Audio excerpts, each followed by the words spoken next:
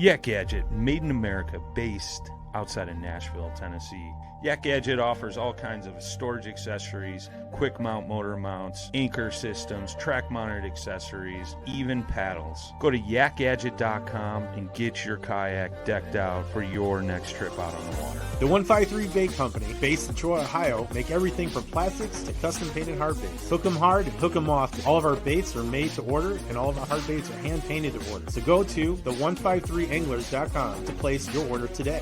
This segment is brought to you by Jig Masters. Step up your game with high-quality performance jigs, spinner baits, buzz baits, and more from jigmasters.com. And always, when in doubt, get the jig out. You're listening to Bass Fishing for Noobs on the Paddle and Fin podcast with your hosts Ryan Milford and Sean Lavery.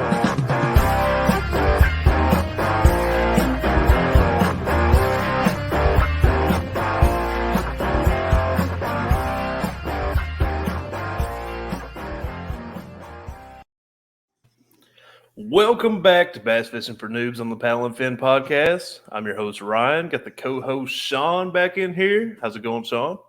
Hey, what's up? Not bad, not bad.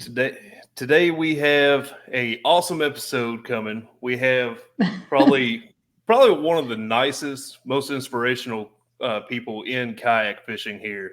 We got Miss Katherine Field. Welcome to the show. Hey, guys. Welcome. I'm excited to be on here. The topic of bass fishing for noobs is sort of my lifestyle.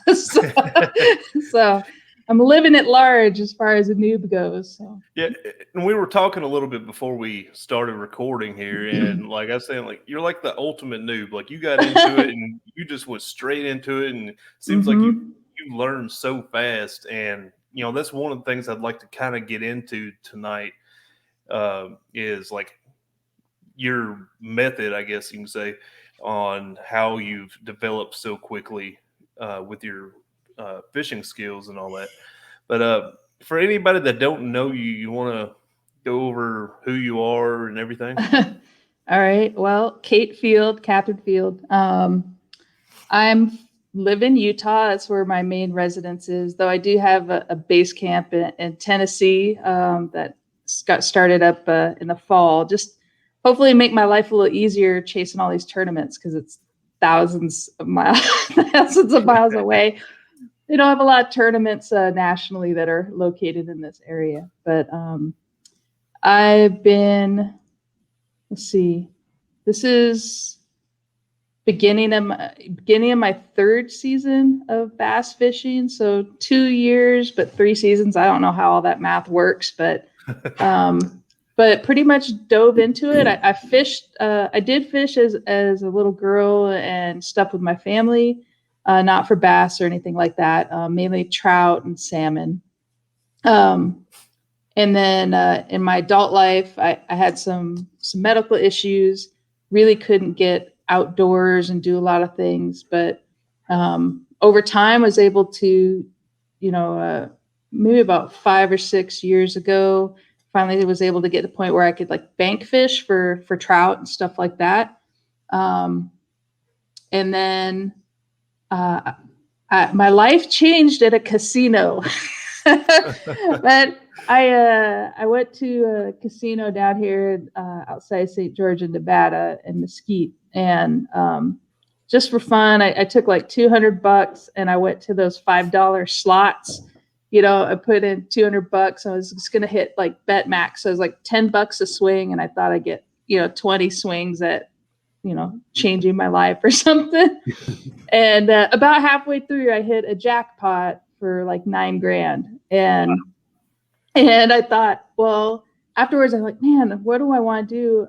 I really wanted to get off the bank and chase trout, and $9,000 isn't enough for a giant boat. I started looking at like old used boats, and I realized that was just going to be a money pit for me. And then I saw it was actually Ryan Lambert and Greg Blanchard were doing these videos on kayaks, and I had never heard of kayak fishing, but I thought, wow, that is something that maybe I could do that has like pedals, and I could maybe get off the bank and chase trout. And So they didn't have any dealers in the state of Utah for that brand. And so I ordered it online, and it got drugged through like every stockyard between Texas and Utah. It arrived all dinged up and missing a rudder. And it was a mess. It was a mess. I didn't know what I was getting into at all. I ordered it and I didn't even have like a trailer. I didn't have anything. So, but got the trailer and the kayak with my jackpot from the casino. So, and sort of trying to figure out how to do this thing.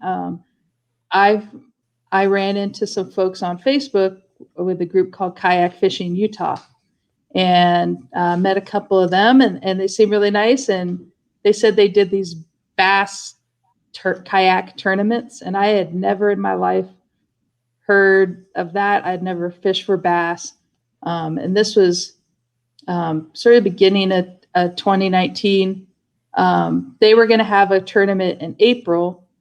And so this early spring of 2019, I tried to learn how to fish for bass on my own. And I would watch like some YouTube videos or something. And I fished for 4 months and I never caught a bass. Like I never caught a bass until like 2 weeks before the tournament. I caught my first bass, and I did the tournament, and I think I got like 3 or 4 bass in that, and I got hooked right away and just dove in the deep end, started doing all the onlines I could, doing the locals. And then the next year, last year, started doing the national level trails, and I haven't stopped. Now I'm like doing it all the time, driving all over. Oh, but that's it in a nutshell, in a show. So no, I'm just joking. That story, though, could be any of us noobs. It's crazy because that's exactly, it sounds exactly like how I got started. It sounds to me similar to Ryan. Although we kind of I didn't hit a jackpot, but we dipped our, we kind of dipped our toes in and didn't cannonball into the deep end like you did. But no, that's still, props to you for taking that leap. That's awesome. that's sort of a theme in my life. I sort of jump in the deep end and try and figure it out as I'm drowning and try and not die. But that's what I like. So it took you a lot less time than it did me to finally catch my first bass. I think it took me over a year to actually. Really? Yeah.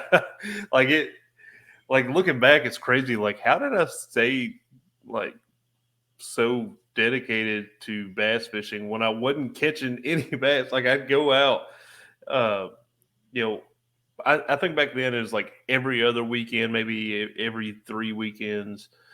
And, I bought a boat and all that. And like, I was like, not all in, I guess, but as in as I could be at the time financially to bass fishing, and still hadn't even caught a bass. Like I think I was on my second boat by the time I caught my first bass, and I didn't even catch it from a boat. I caught it from the bank.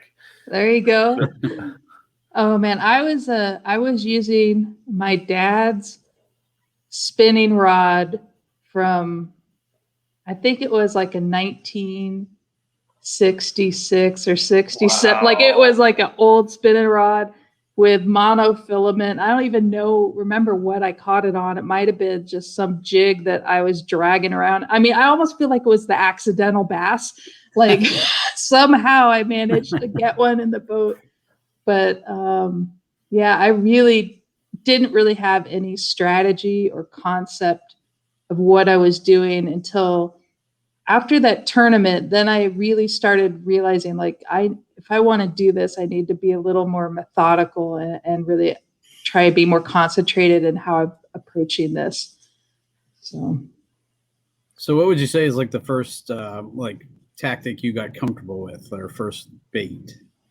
Well, I live in Utah, and most of our reservoirs are very deep, very clear water. We're talking most of the time like 20 to 30 feet of visibility. Not a lot of structure, maybe some little drop-offs and ledges or some sagebrush that blew in somewhere and sank, So I had watched, I want to say it was Tactical Bassin or something, a video about Ned rigging. And that's where I sort of got my first fishing rod, as I decided I'm going to learn how to do this Ned rigging, because that technique seemed to make the most sense for where I was living, with that, something that I could just focus on, that wasn't too complicated, that was going to require a lot of time and patience, which is most of the fishing in Utah, because it's just the water's so cold and they don't manage it very well for bass. So that's what I focused was. I got a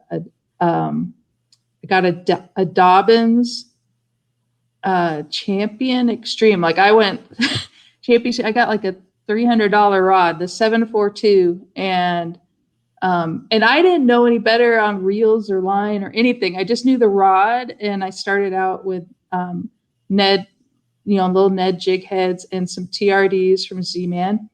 And I was still using monofilament line that whole first season, and I didn't have various different sizes of jig heads. I had super light, and it was interesting. Like I remember I caught a bass, and it was my PB that year, that it was in about 40 to 45 feet of water. Wow. On that monofilament line. And it was like a 16.5-inch bass. It was like the biggest one I ever caught in my life. And it took forever to get it up there with this, because it was just kept that line was just stretch, and the spinning rod, and I had my drag way too loose.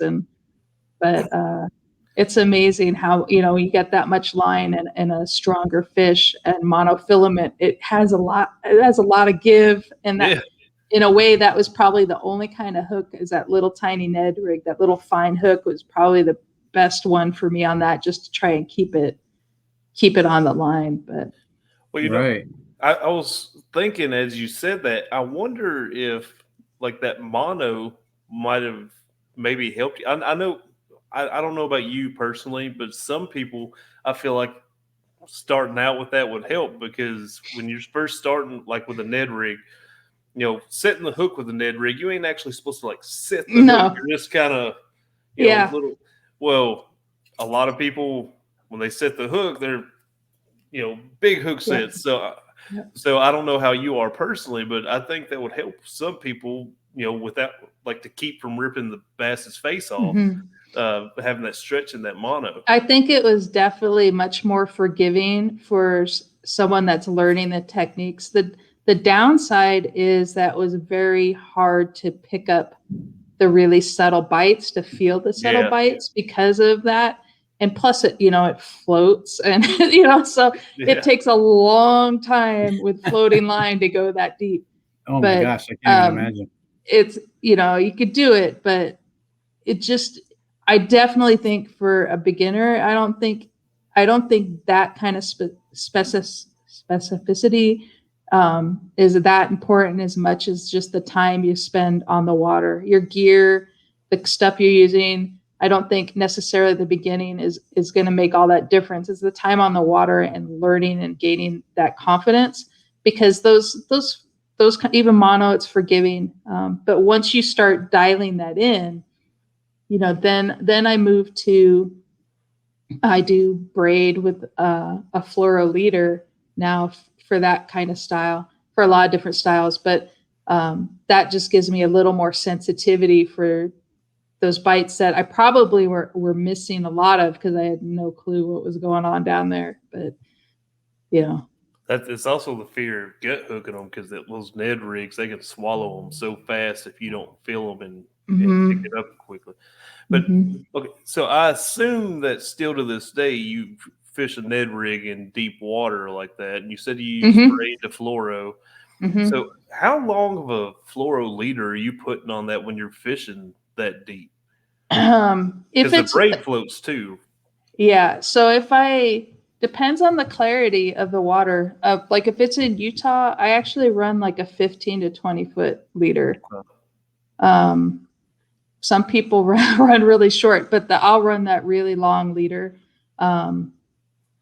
Just my own personal preference. The rest of the time, probably Oh, 7 to 12, maybe. I run long leaders. Just part of it is I just feel that prevents a much more subtle presentation. I don't like the chance of having that braid line around there.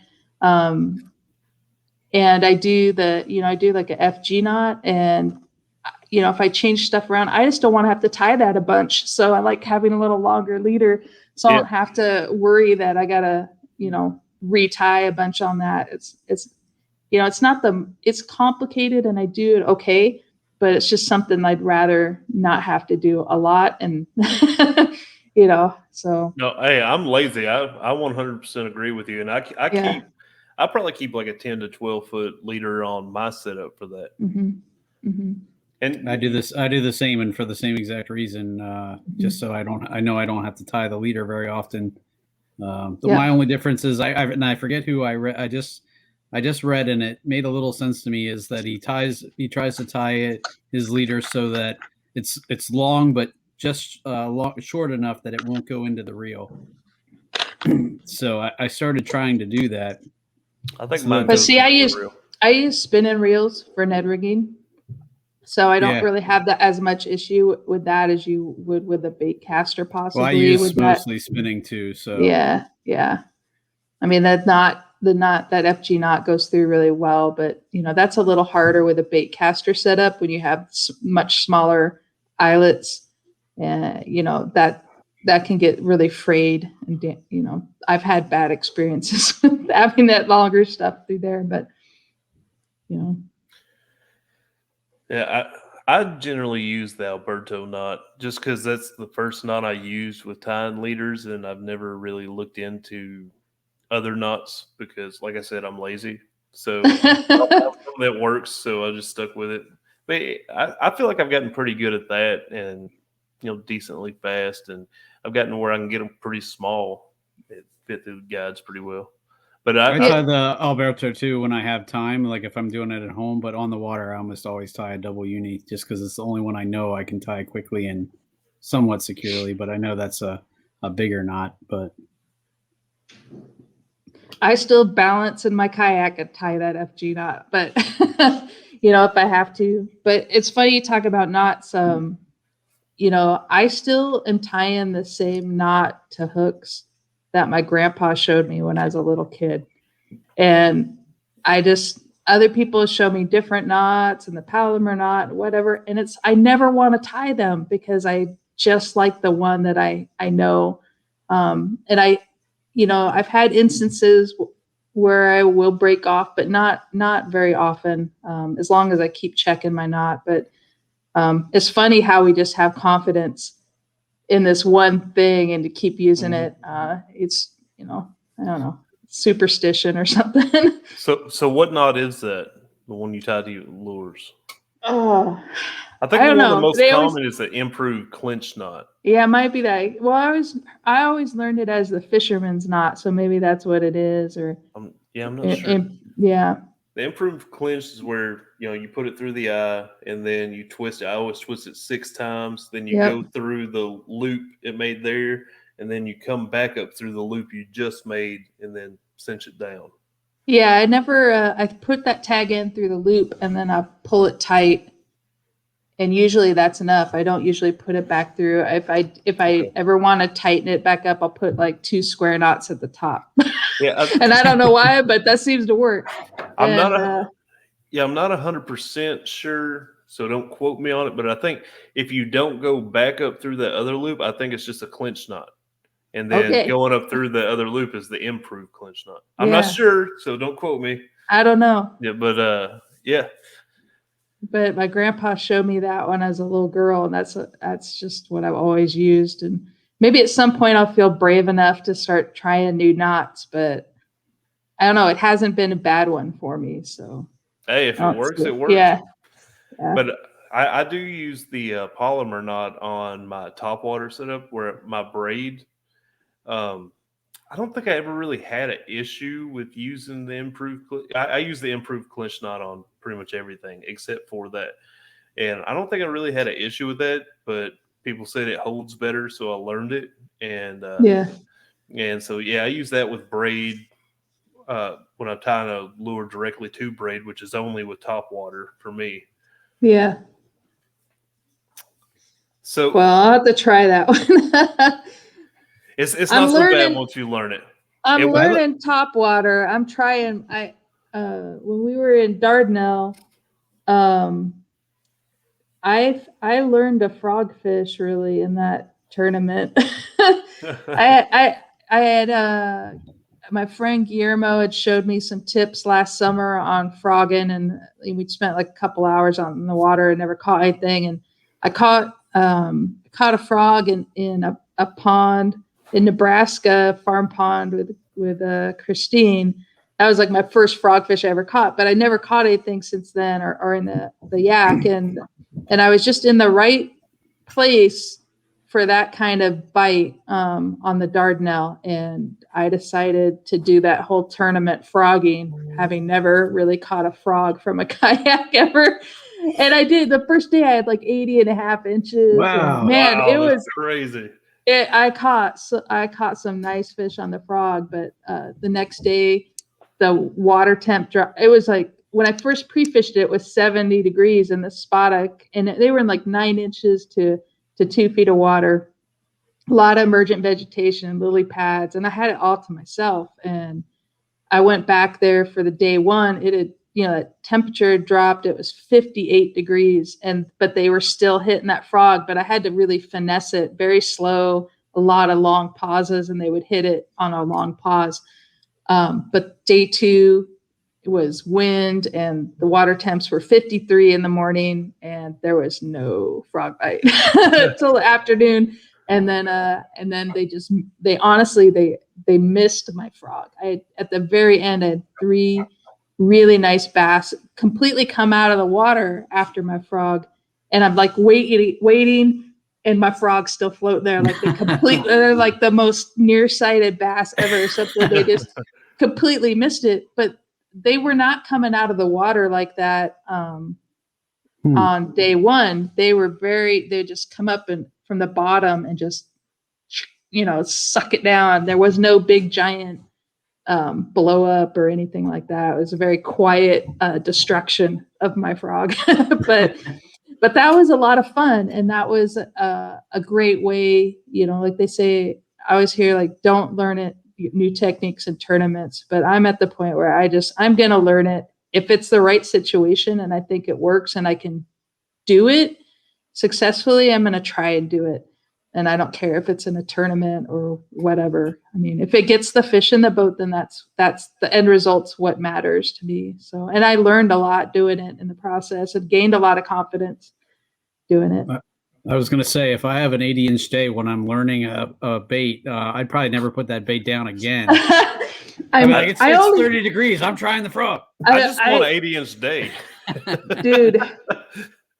It was really good. I was like in 35th place after day one, and I was just feeling super stoked because Dardanelle and I from the fall had sort of a love-hate relationship, and to be able to go in there and do better this time and figure it out and try a technique and be successful at it, just that meant more to me than where I was in the rankings, because I just did something that I thought was just crazy impossible, and I was catching those frogfish, and man, I loved it. But I only had 6 frogs to my name. I bought 3. I don't even know what they're called. This is why I'm like perfect for your show as a noob. Like they have like, the frog has like a boat keel bottom. I don't know if there's like a normal frog, but so I had one that was green, one that was white, and one was black, and they had that sort of boat keel. And then I had the exact green, black, and white, but a popper.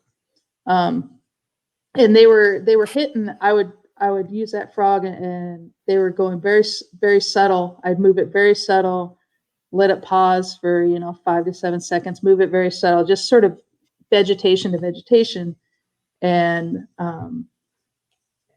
I lost my frog. I looked at it and I'm like, that knot doesn't look right. And I don't know why I didn't stop what I was doing and look at it. I was just like, my brain goes, that doesn't look right. And then I cast it out, and then I got hit, and there where my frog went later.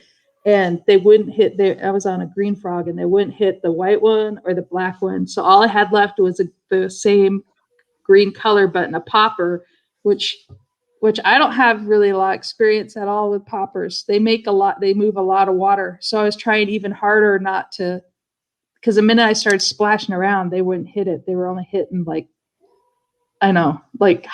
sub-hibernating, sleepy plastic frogs. So, but now after that, I sort of got bit by the frog bug. So I went on Omni and ordered a bunch of frogs. See, I feel like I own a decent amount of frogs, and I've never caught a fish on a frog. Like I rarely throw it because everybody always says throw it around grass, and we don't have a lot of grass around here, so I don't ever throw it. But yeah. I remember last year Academy had their big sale back in like February, and they had these Booyah frogs on sale. They got like a little clear plopper thing coming off the back of them. You seen those?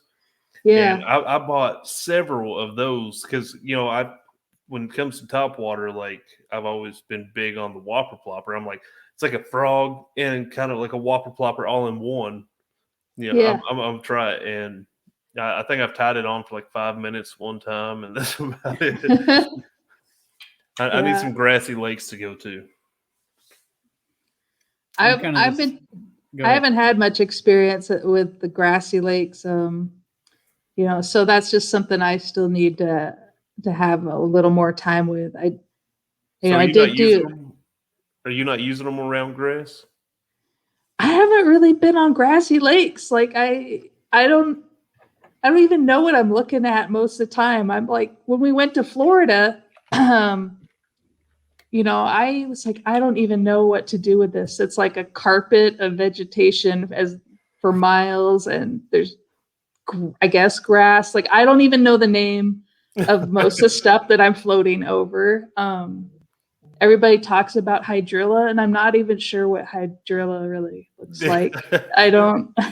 I just assume that thing is what they think is hydrilla. I don't even know. So, I mean, I'm still learning so much as I go along. And because we don't have, in Utah where I started, they don't have grass lakes. There's not really a giant topwater bite most of the time.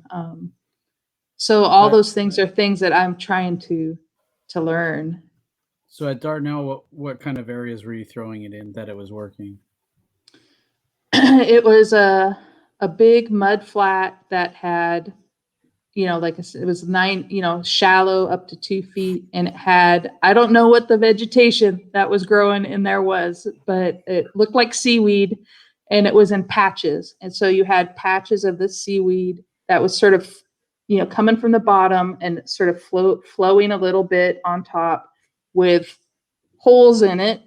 That was a mud bottom. So they were sort of in and around that vegetation. And then there were stems of lily pads from last year that were growing up. And there were a couple little lily pads here and there. So it was a lot of, I'm sure in the summer, that thing is all probably just matted in and lily pads and everything. But there were a lot of spaces in between the vegetation. So that's why I was working that from like piece of plant to piece of plant, and they would ambush it up through there. Cool. I don't know what the name of the plant was. So. I would tie on a frog, very quickly if I ever found pads, but I don't ever see lily pads where I'm at.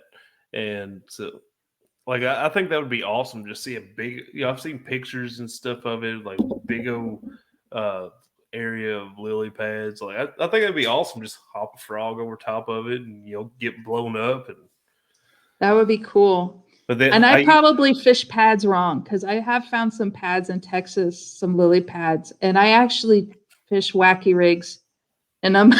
So I just like drop worms down through the holes, and that's when I've caught some pretty big fish. But because it seems like so much on top. I could see that working. The only thing, like I said, I have no experience with that, but just first thing pop in my head is, what kind of line are you using? Because I feel like Oh, I'm gonna terrible. break Yeah. That most of the wacky rigs I use like a 30-pound braid to 12-pound leader. And when I have done that and gotten the fish all wrapped up, I don't pull. I just go to where the fish is and try and grab them out of there. It's usually shallow, or try and get it with my net. I don't try and pull them out with the line at all. I just go to the fish because I know I will break it. So, because I'm using probably completely the entirely wrong line and technique for that, but it works. So See, I would be the opposite. I'd be like yanking on it, like, come on out of there, and I'd end up breaking them off. Yeah. I just started worm fishing this past month.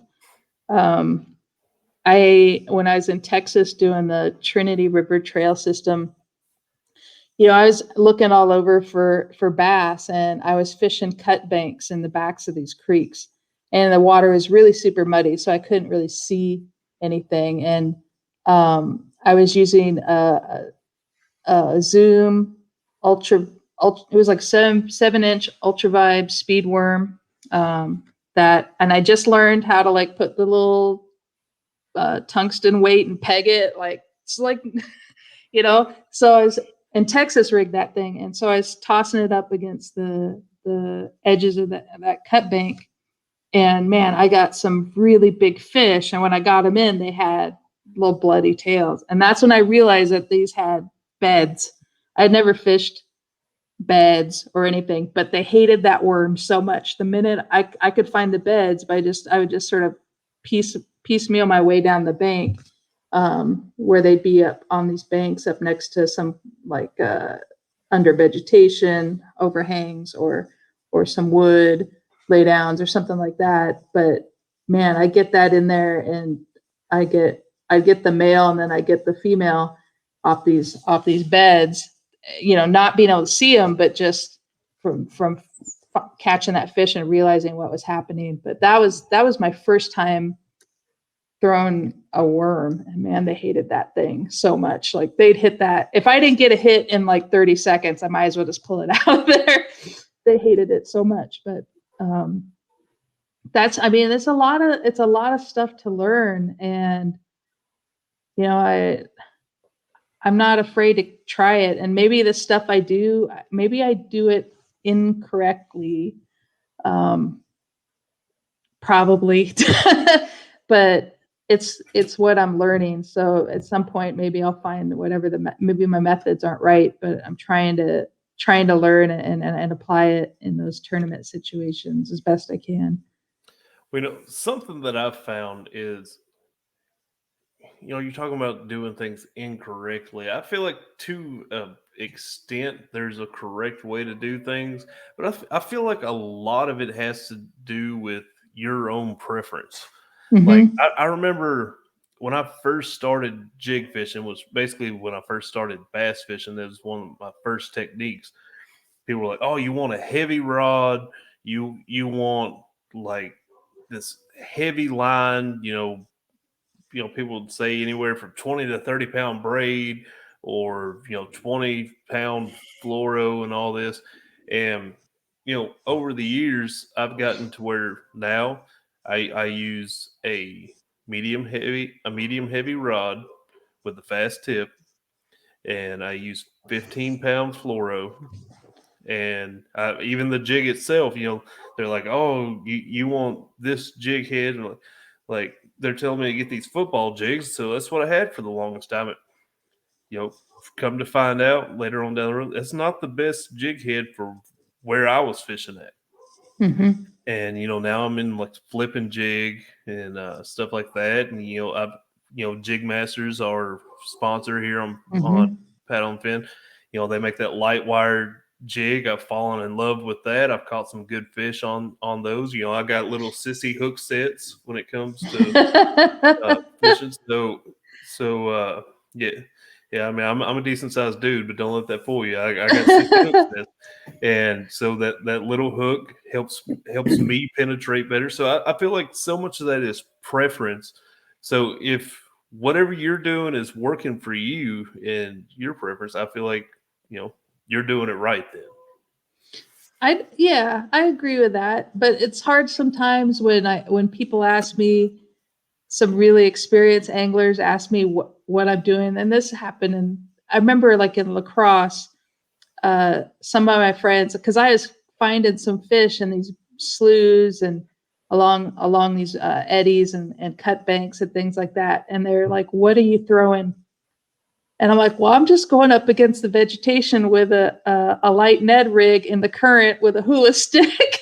And they looked at me like I was insane because, that I think most people feel like they're going to get hung up, but it was light enough that it was just, it would just go with the current really slowly. Obviously you got to pay attention and not get it.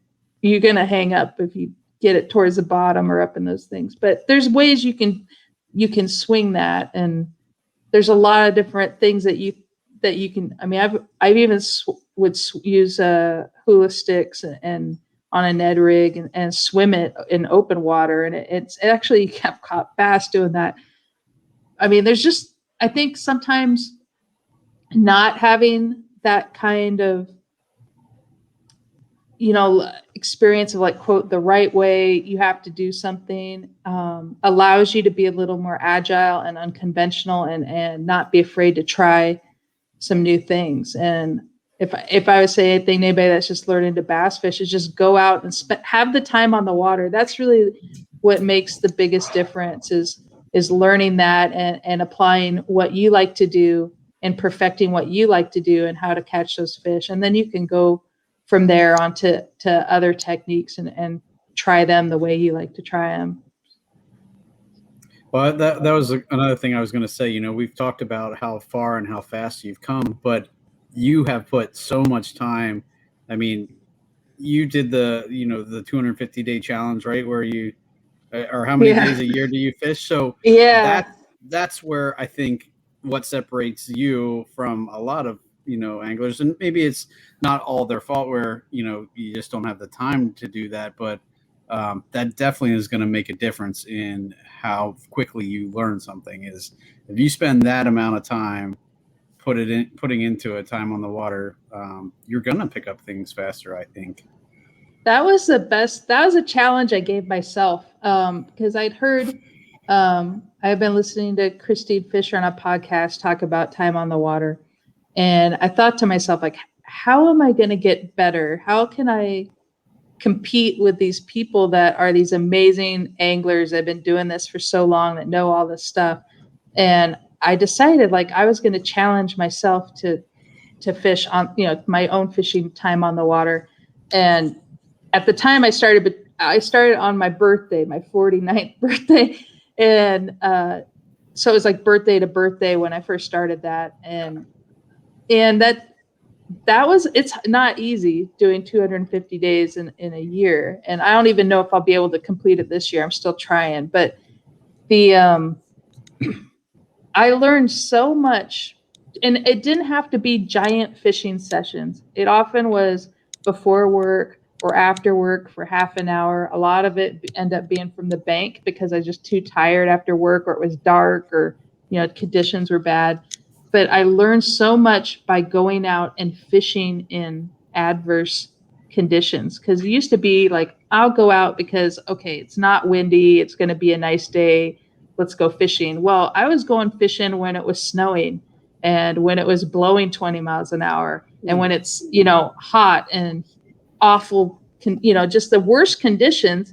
And I discovered that's how I got into things like spinner baits. And I figured out how much I love fishing in a windstorm against riprap with spinner baits. And it's only because I was going out and fishing no matter what in all kinds of weather and trying to figure out how to catch fish in every adverse atmosphere that I could find and fish, all over the country trying to do that. I'd fish on the road. I was driving back from Nebraska and I would pull off and they'd be like these little pit ponds and stuff like that. I go fish those, just to get that in. And it makes such a difference when you discover that bass don't just bite on really nice sunny days when it's 75 and your beer is nice and cold. Like they'll bite when it's 41 and blowing 20 miles an hour. It's just hard. It's a challenge to try and figure out where they're at and how to get them to get that bite. And I think when you get into a tournament situation, where it does turn south like that, and a lot of people will be like lost at that point because they really, don't know at all what's going on. That's going to help you in those situations as well, to have the confidence that you can find them and figure them out. I would say if there's anything that I've become really good at is scrounging for bass. like some people, I'm finally at the point where I'm starting to be able in pre-fishing to have spots, find spots.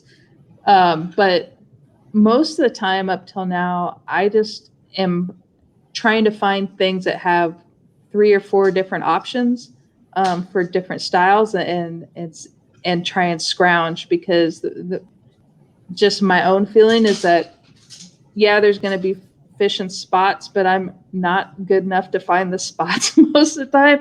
So I'm trying to find whatever crazy fish is between spots, cruising around looking for stuff and have a few different options at that. But it definitely allows you to be a little more agile. And the hardest part I find is just when do I change what I'm doing and do something else? Or when is this bite really changed and they're now onto something different? Because the bites do change, and trying to have that confidence that, okay, I don't need to stick it out anymore and keep trying this that isn't working. I need to try something else, or I need to move to somewhere else and try that. That's sort of my biggest challenge now, is getting that timing down so that I'm more efficient in the tournament to adapt to when that bite changes. Oh. Well, I gotta ask. You talked about watching some tactical bass and stuff earlier. How many hours of YouTube do you have logged for learning different techniques and all that? Learning videos for fishing.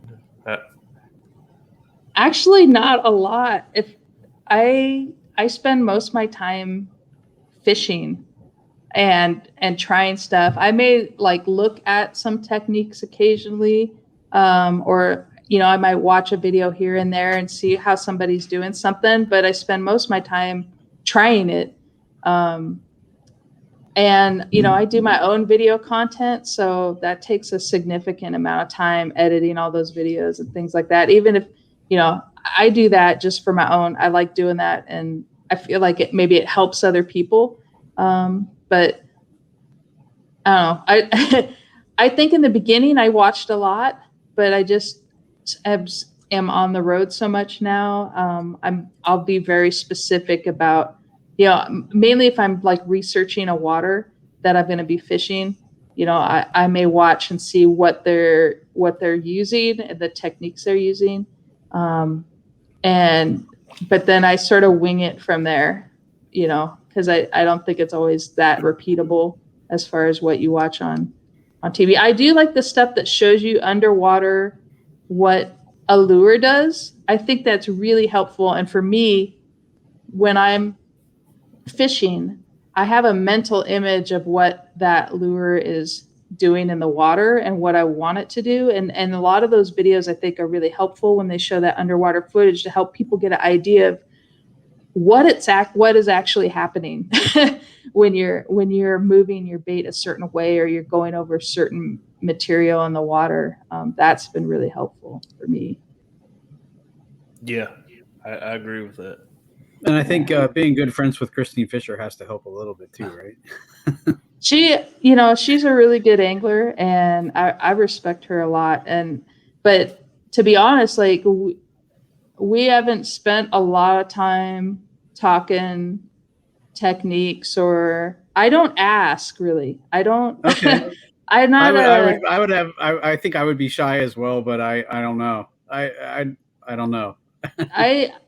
I had this conversation with another angler who we were just talking about the tournament and stuff like that, and where people were fishing and things like that. And the angler said to me, well, if you have trouble, I have some backup spots. And I just like, I don't want to know them at all, because for me, if I do really well and I, at some point, cash some big giant check or win a tournament, I want it because I found those fish and I worked for them and I put in the work to figure it out. I don't ever want it to be that I did that because somebody else told me to go somewhere and use this technique and dropped a pin or something like that. I don't feel that helps me any, and I don't want to have that feeling like I cheapened my success by piggybacking. And so I don't, while I know a lot of really good anglers, I don't spend really any time trying to glean information. I don't want that. I have my own way of doing things, and what somebody else does isn't necessarily something that I can maybe do. They have different styles and techniques. I've got my own, and I want to play to my strengths, and it may not be the same for the same kind of water. That's why people catching them in all kinds of places. But I don't know. I'm stubborn, I guess. Yeah, to not focus so much on everybody else and only worry about what I know I can do, But that makes it all the more impressive what you're doing, if because you really are blazing your own trail. Maybe I'm stupid because I mean she did say once, like, why don't you ever ask? And it's like, because I don't feel comfortable in that, but I wanted to figure it out myself. Yes. Yeah. I want it to be what I earned and what I figured out. And I don't want anybody holding my hand. If I beat you, it's because I kicked your butt myself, like, and you did beat her, didn't you? Didn't you beat her in the KBBT? Yeah, I did.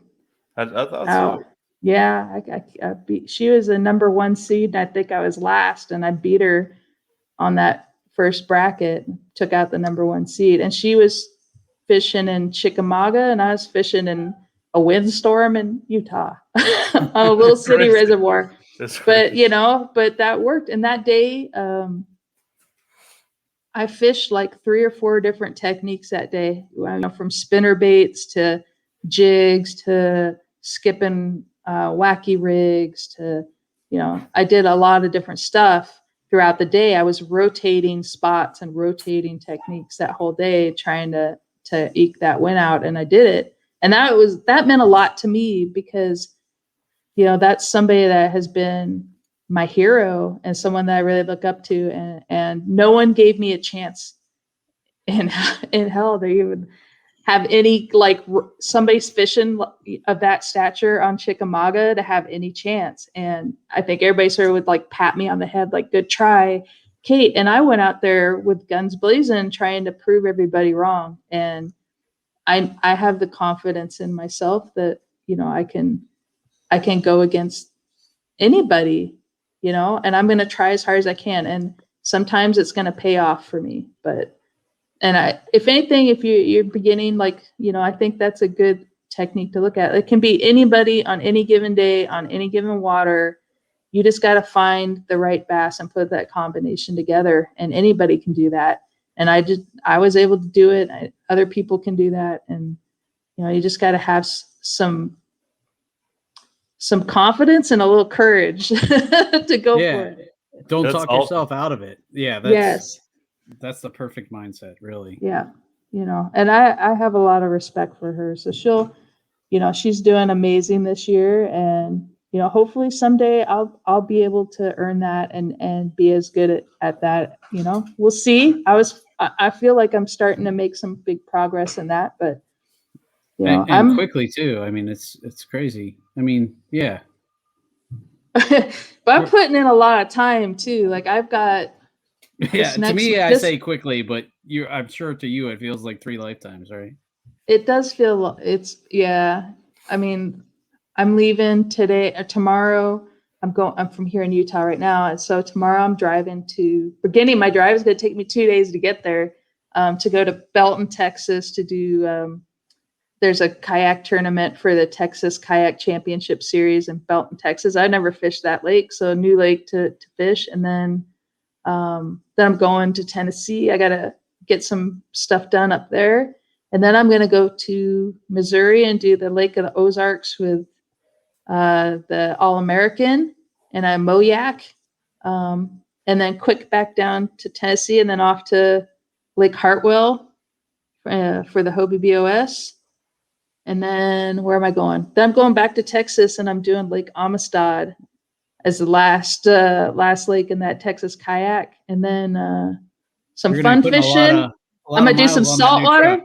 I am. Nice. Like, let's do some saltwater fishing and then Sam Rayburn. So, I mean, I've almost every weekend have a tournament going somewhere against some big sticks, and I'm just going to keep plugging away because all of this is good experience. It's agile learning and new waters all the time and new experiences, and all that's going to pay off in the future. Just got to keep putting the time in to do it. And I can't even imagine just the adventure that goes along with that. I mean, the fishing is one thing, but the life stories that come along with doing that kind of journey is got to be crazy. Yes, all the things you must see and people you meet and all that. That is crazy. But one of the times you come to Tennessee, you know, we need to get together and fish. Yeah, and that's one of the things I love is being able to meet up with people and go fishing here, whether it's pre-fishing or just fun fishing. You know, that's, to me, I mean, I'm doing a lot of fishing in tournaments, but really I love the kayak fishing community and I love the people in it. And I've made a lot of friends in it. And, you know, you can, even if you do amazing in tournaments and win a ton of money and, you know, all this high ranking stuff, in the end, that's all a fleeting thing. And what's more lasting is the relationships you form with people and the people in your life and spending that time, because that's all stuff that you can't get back. And tourneys are going to come and go, but you know, the time you spend fishing with friends is amazing. And I would love to fish with you guys. So anytime I'm blowing through, let's do it. That'd be a lot of fun. Yeah, hit me up. And it'll be cool fishing with you, knowing you're not looking over trying to see what I'm doing. Like, no, my techniques. You know, I fished with Sean at Dale Hollow, and he would just watch me the whole time. I felt uncomfortable. But you know, Ryan, I'm probably gonna look over there and I'll be like, I don't even know what he's doing. Like, I don't. Ryan, what's that thing called? Ryan and I could not be more different fishermen, really, honestly. So yeah, I'm coming around. This year, so far my thing has been the Ned rig. You know, Sean is more finesse, you know, spinning combo guy. I'm more power fishing and bait caster combo. I hate using a spinning reel, but over the winter I did upgrade and, you know, got me a decent spinning setup, and I've been killing it with the Ned rig so far this year with it. And now that I have a decent setup for spinning, I'm actually starting to like it, and I'm getting better with it. You know, before, you know, I couldn't accurately cast with a spinning reel to save my life, and I still can't do it very real good. But you know, I'm getting better at it. But yeah. But I mean, I feel like stuff I throw is pretty common. You know, most of the time you're gonna see me with a jig, a Ned rig, or a swim bait with an underspin. You know, maybe a crankbait depending on the situation, but you know, that's mainly what I'm throwing most all the time. I don't even know if there's really a category for what I'm doing anymore, because I feel like I'm doing so many different. I mean, everybody thinks of me of like a Ned rig, but for the most part, like I would say that the one I'm throwing the most is a swim jig, little small swim jigs. I try and cover a lot of water and throw sort of that smaller swim jig or swim baits. I do a lot of swim baits as well. And yeah, I don't know. I don't know, power finessing, maybe. I don't know. I don't know if there's a term for that, but so now, a couple years in, you said you started out with a Ned rig. Now that you're a couple years into it, what would you say your confidence bait would be? Like, I guess like your go-to or your favorite, or I would say probably my go-to is a swim bait. I do. I've fallen in love with little small swim baits. So a lot of times I'm throwing a little light swim bait jig head and like a spark shad often. I bought a rod just to do that technique a lot more efficiently. Yeah, I would say that's it. And my follow-up after that is probably spinner baits, chatter baits. Yeah, but I'm also learning so much. So I'm sort of liking the frog and I like that worm. And I just, last time in Texas, started throwing the fluke and I'm liking that too. So, there's so many different techniques and it's really just trying to find the right thing to use. But yeah, I like that a lot.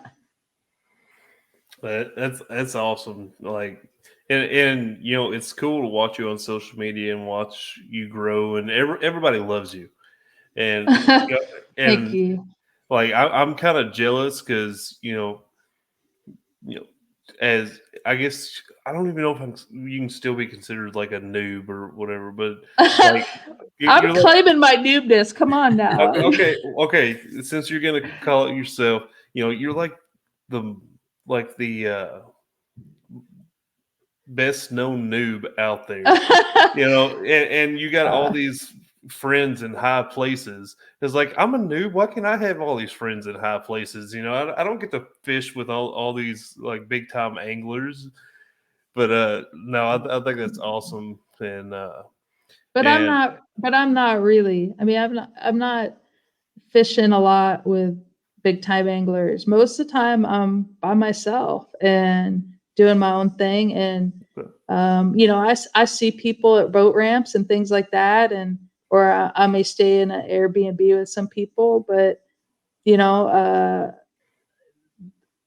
people there's inner circles that share their knowledge with each other, but I'm not in that, and I don't listen to that, so I'm sort of doing my own thing. And my thing is I try and be nice out on the water. I like to talk to people. I especially like to talk to new people. I mean, one of my highlights this last Bass Open series on Dardanelle was meeting guys who were in their first ever Hobie Bass Open. I mean, they were out there from Minnesota. I met a guy named Bob Baller who was in there from Minnesota and just doing his own thing. And I remember how that felt, how overwhelming it is to go to some big tournament like that by yourself for the first time and on these new waters, and how much of a steep learning curve it is. And I just want to just tell everybody, like, you can do this. Like, the only thing that's really holding you back is yourself on this. And, just have some faith and go for it. I mean, obviously only one person going to win it. And, I don't focus so much on that, because you can't get down on yourself. It's a learning process and it's a trajectory. And that's what you can't compare yourself. Like, I can't compare myself to like a Jody Queen or somebody that's just so amazing and someone that I really respect and look up to, that I can't compare myself now to where Jody is now, because it's all a trajectory. At some point in his life, Jody was on that same mark. Yeah. Jody was in the place that I am now. He's just out like on Jupiter right now, right? Right. So all these people who are such amazing anglers, they've dedicated their time and put in a lot of blood, sweat, and tears on and perfected their craft, and they're amazing at it. And I really value them, but you can't compare yourself and think down about yourself, because at some point I will be farther along where I am now. Like I went frog fishing and I got an 80.5 on day one in a national tournament, doing something I've never done before. Right. whereas last year, if I had looked at last year, like I didn't have a rod to frog with. Like I didn't have a heavy rod with all this heavy braid. I didn't have frogs. That wasn't even anything I could conceive of. It wasn't anything I'd known. So it's all just a trajectory and a process. And, don't fall into that trap of comparing yourself to where somebody else is right now. Everybody's on their own trip and progress in that. And you can do better and learn and improve. And you just got to apply yourself and earn it. So. And maybe when I used to run a lot of road races, I ran a lot of 5Ks and stuff quite a few years ago when I was younger and more healthy. But I remember my daughter asking me when I got home from a race one time, "Did you win, Daddy?" And I was like, "Well, no, but I knew that going again that I wasn't more than likely going to win because I'm never going to be as fast as the fastest runner." But I told her I got my personal best, so to me it was a win, and that was a big lesson for me to learn, and it helped me, I think, when I translated into fishing, is to not look at what when I make achieve personal goals, that's my winning. Eventually, hopefully the other wins will come as well, but as long as I can keep quote unquote winning for myself, then that's going to build my confidence and help me get to where I want to be. But I think if you're gonna compare yourself to where you were a month ago, right? Like compare yourself to where you were and look at the progress. If you look at it every day, you don't see it. But if you look at it a month ago or 6 months ago or a year, then you can see the actual progress that you're making on that. And it's pretty mind blowing, to think about it. So. Yeah, I can attest that. Just, before we started recording this a little bit earlier today, saw my memories on Facebook, and there's actually a video of Sean from last year whenever we did our bracket tournament. It was a little highlight video from where you hosted while me and Josh Smith from Dark Waters Kayak Fishing Podcast, we faced each other. And I remember that. And like, I have, I believe, a completely different jig setup now. Like I was fishing a jig in that video. I got a completely different setup, and I feel like I'm working it completely different because then it was like I'm kind of like sloppily holding the rod, and and I don't know. I feel like now like I'm holding it better to where I'm not giving it too much action from unnecessary movement and all that. I don't know. I feel like I've grown a lot in this past year. I can see it just in the fish you've caught, man. I mean, if you look at your fish year over year, you've grown exponentially. So, yeah, you as well. I'm getting there slowly but surely. I mean, we're actually catching fish, so that was the first goal that we needed to is actually catching fish and not skunking every time we go out. So we're getting that part down, and one day maybe we'll get an 80-inch limit and start doing. You could do it, Ryan. You could do it. You can do it. If someone like me could do it, you could do it. Definitely. You just keep plugging away at it. I'm gonna keep trying. I get out as much as I can, and we'll get there one day. But we're a little over an hour now, so we're probably gonna start wrapping up a little bit. But appreciate you coming on here and sharing all your stuff with us, and definitely when you're in Tennessee, hit me up, and if we can get together, that'd be awesome to do. I'd love that. That'd be great. You want to shout out social media where people can follow you and sponsors you may have, all that? Sure. Okay. Well, as you can see, Kate Fishing, that's my YouTube channel. I have a Facebook fan page also as Kate Fishing, and then I'm Katherine_Field on Instagram. I don't know. I broke the chain of naming on that one, but